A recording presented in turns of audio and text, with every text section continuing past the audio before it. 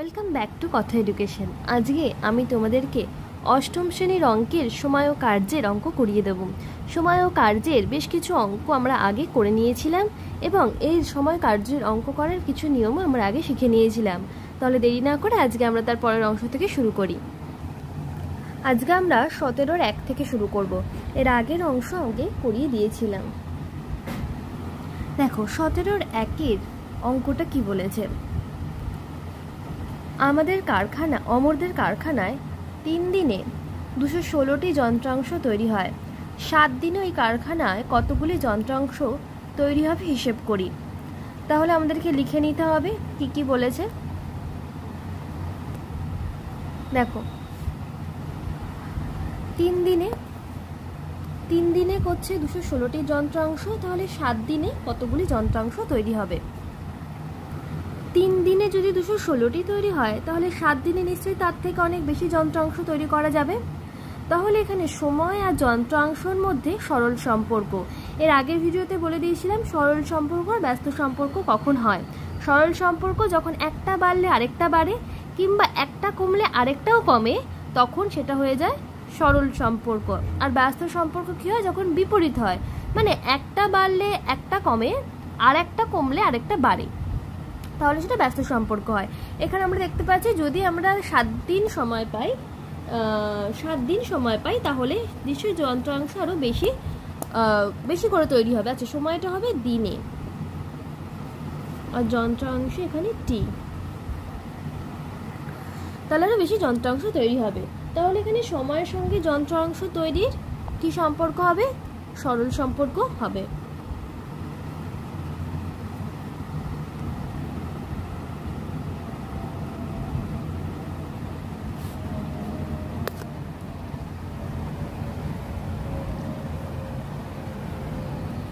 এবার আমাদের অনুপাতটা লিখতে হবে। অনুপাতকে কি হবে? 3 অনুপাত সময় একদিকে একটা জিনিস রাখবো, মানে সময়টা একদিকে রাখবো। 3:7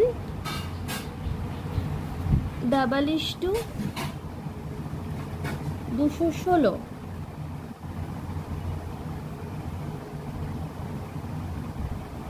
এক্স বা কি, আমরা এক্সও ধরতে পারি।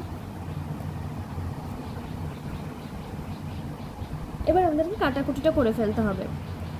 সরল সম্পর্ক হলে এই দুটোর মধ্যে ভাগের সম্পর্ক হয়, আর ব্যস্ত সম্পর্ক হলে এই দুটোর মধ্যে গুণের সম্পর্ক হয়। তাহলে ভাগের সম্পর্ক মানে 216/3 গুণ 7। তাহলে এটা কাটাকুটি যাবে।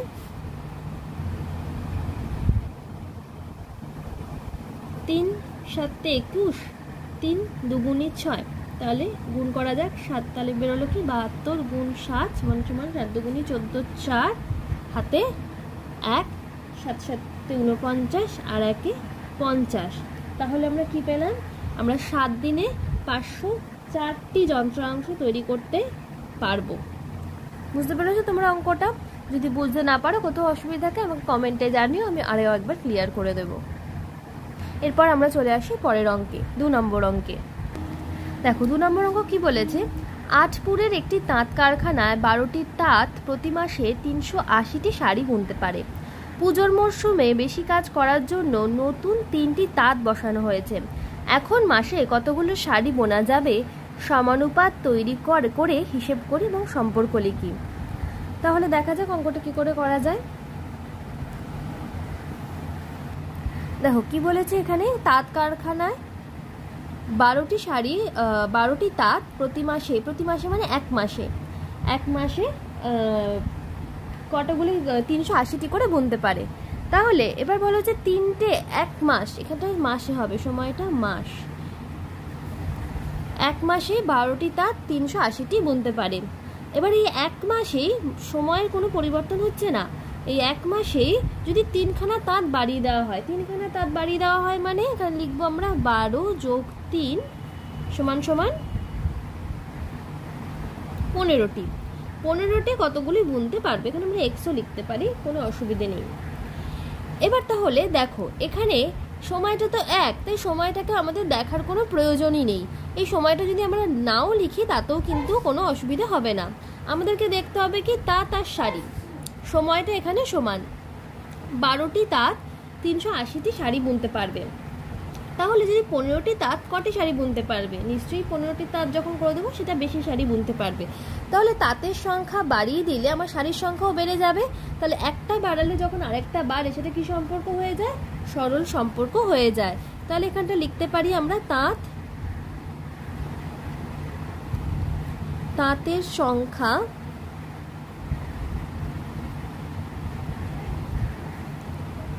ও তাঁতের সংখ্যা ও শাড়ির মধ্যে সরল সম্পর্ক। এবার তাহলে অনুপাতটা লিখে ফেলি। সরল সম্পর্কের অনুপাত 12:15 =380 x, বা জিজ্ঞাসা চিহ্ন যে কোনো কিছু তোমরা দিতে পারো। তাহলে এর আগেও বললাম সরল সম্পর্ক হলে কী হবে? এই দুটোর মধ্যে ভাগের সম্পর্ক হবে। তাহলে 380/12 × 15। এটা কাটাকুটি করা যাবে। আমি যদি 3 দিয়ে করি, 3 × 4 = 12, 3 × 5 = 15। যদি 4 দিয়ে করি, এবার 4 দিয়ে এটা চলে যাবে, 4 × 9 = 36, 2 0 4 5 = 20। এবার 95 আর 5 যদি গুণ করি কি হবে? 5 5 = 25, 5 হাতে 2, 5 9 = 45, 46 47, 475টি। তাহলে 15টি তাঁত কতগুলি শাড়ি বুনতে পারবে? 475টি। বুঝতে পেরেছো? তাহলে আমরা পরের অঙ্কে চলে যাই। দেখো পরের অঙ্কটা কি বলেছে। উপরের ছক দেখে গণিতের গল্প তৈরি করে সম্পর্ক তৈরি করে হিসেব করি। এই যে এটা বলে দিয়েছে, সময় দিনে বলে দিয়েছে, কাজের পরিমাণ দৈর্ঘ্যে বলে দিয়েছে। তাহলে এই ছকটাকে দেখে আমাদের একটা গল্প তৈরি করতে হবে। আমরা মনের মতো যে কোনো গল্প তৈরি করে ফেলতে পারি, শুধু এই জিনিসগুলো সঠিক রেখে। আমি একটা গল্প বলে দিচ্ছি, তোমরা ইচ্ছে হলে এটাও তৈরি করতে পারো, না হলে তোমাদের মতো করতে পারো। এখানে আমরা এরকম গল্প করতে পারি, গীতা 25 দিনে 45 একক দৈর্ঘ্যের শাড়ি বা ধুতি বুনতে পারে, তাহলে গীতা 15 দিনে কত একক দৈর্ঘ্যের শাড়ি বা ধুতি বুনতে পারবে। এটা আমরা গল্প করতে পারি। তোমরা তোমাদের মতো যে কোনো গল্প করতে পারো। গল্পটা আমি আর লিখলাম না, মুখে বলে দিলাম, অঙ্কটা আমি করে দিচ্ছি। সবাই দেখো মন দিয়ে। দেখো 25 দিনে 45 মিটার যদি কাপড় বোনে বা ধুতি বোনে, তাহলে 15 দিন, অর্থাৎ সময় কমে যাচ্ছে, একটু কম কাপড় বুনতে পারবে। তাহলে একটা কমলে আরেকটা কমে যাচ্ছে। তাহলে এটাও কি সম্পর্ক হবে? সরল সম্পর্ক। অনুপাতটা দেখো কীভাবে লেখা যাবে। 25:15 =45 জিজ্ঞাসা চিহ্ন। সরল সম্পর্ক হলে এইটা আর এটার মধ্যে হবে ভাগ, অর্থাৎ 45/25 × 15। 5 দিয়ে কাটাকুটি যাবে, 5 5 25, 3 5 15, 5 9 45, 3 9 কত হবে? 27। তাহলে কতগুলো বুনতে পারবে? 15 দিনে 27টি শাড়ি বুনতে পারবে বা ধুতি বুনতে পারবে। বুঝতে পেরেছো? তাহলে আমরা পরের অঙ্কটা দেখি।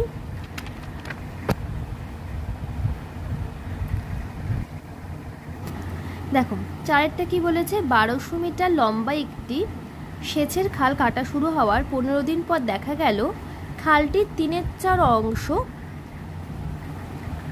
কাটা হয়েছে। বাকি অংশ কাটতে আর কতদিন সময় লাগবে হিসেব করি। দেখো এখানে অঙ্ক কিন্তু ভগ্নাংশে দিয়েছে।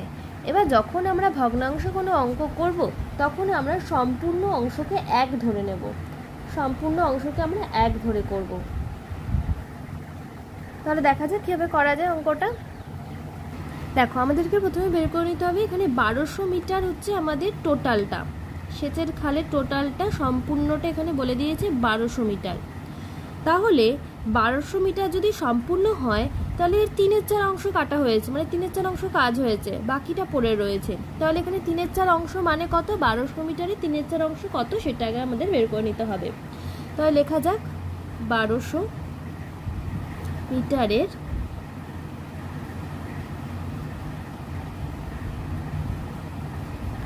3/4 অংশ সমান সমান 1200 গুণ 3/4, কাটাকুটি হলো। তাহলে 3/4 মানে 900, তার মানে 1200-র মধ্যে 900 কাজ হয়ে গেছে। 3/4 অংশ কাটা হয়ে গেছে মানে 900 কাজ হয়ে গেছে। তাহলে বাকি রয়েছে কতটা, 1200 বিয়োগ 900, অতটা বাকি রয়েছে। তাহলে এবার আমরা লিখতেই পারি এরকমভাবে, যেমনভাবে আমরা অঙ্ক সাজাই।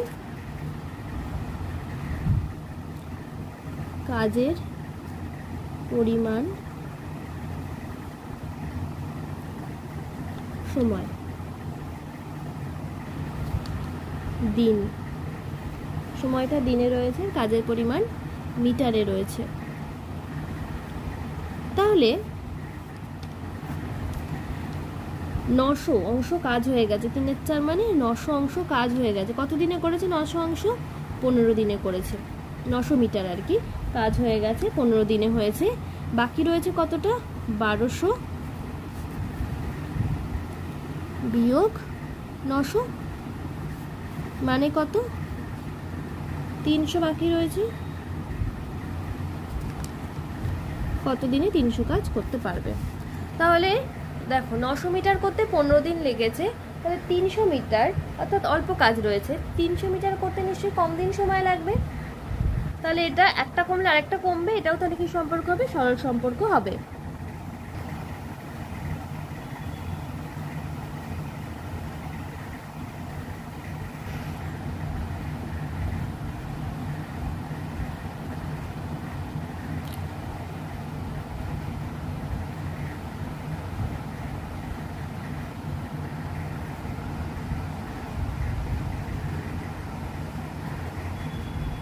তিনশো মিটার করতে 5 দিন লাগবে।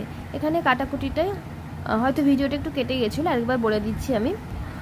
0-র সাথে 0-0 কেটে যায়, 3 তিরিক্ষে নয়, 3 দিয়ে এটা সরাসরি কেটে দিলাম, 3×5 = 15। কদিন লাগবে, 5 দিন লাগবে। আর এটা হচ্ছে সরল সম্পর্ক। সরল সম্পর্ক হলে কি হয়, 15/900, এটার সঙ্গে এটা ভাগ হয়, আর গুণ 300। বুঝতে পেরেছো? ঠিক, আমরা তাহলে পরের অঙ্কে চলে যাচ্ছি। 5-এরটা দেখো কি বলেছে, 3টি ট্রাক্টর দৈনিক 18 বিঘা জমি চাষ করতে পারে, 7টি ট্রাক্টর দৈনিক কত বিঘা জমি চাষ করতে পারবে হিসেব করি। তাহলে আগে আমরা অঙ্কটা টুকে নিই। দেখো 3টি ট্রাক্টর 18 বিঘা জমি চাষ করতে পারে, তাহলে 7টি ট্রাক্টর কত বিঘা জমি চাষ করতে পারবে।